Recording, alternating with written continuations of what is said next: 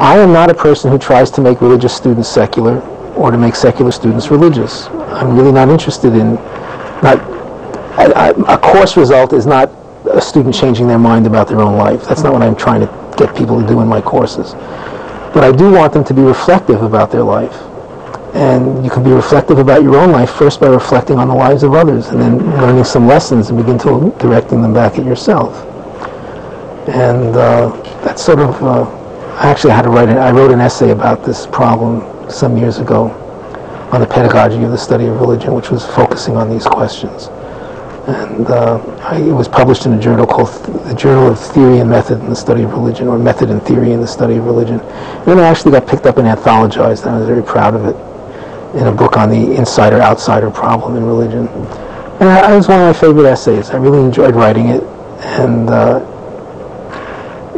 essay was about how what is the role of the instructor's own religious attitude or non-religious attitude in the classroom. And so I was forced to think about that. And my strategy of dealing with that, and this makes students very interested, is to use myself as an example of what I'm teaching, to sort of model for them abstracting yourself from your own life and subjecting your life to the scrutiny of concepts.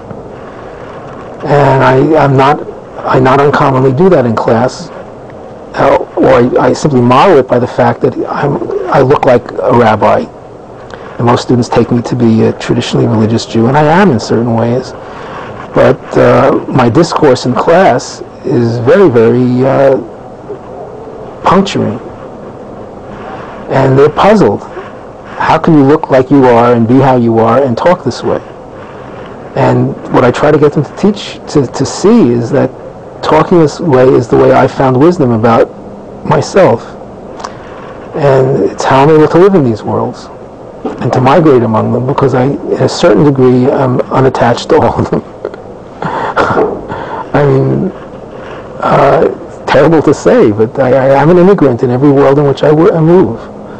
I'm a secular scholar of religion who is unattached to secularity, and an Orthodox Jew who is unattached to orthodoxy, yet who believes in Judaism, but not as a set of historical facts that must be believed, but as a symbol system out of which I have no intention of living, or without which I have no intention of living, and one to which I'll commit my children.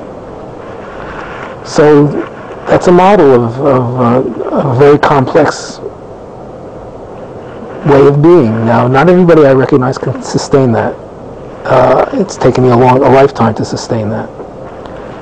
And it's not necessarily the best way to be. But if you're a student of religion, I think ultimately it's where you have to go to a certain degree to recognize the relativity of the very methods which liberate you to study religion are themselves relative and grounded in social structures and absurdities. And it's just the way it is. It's the way I see things.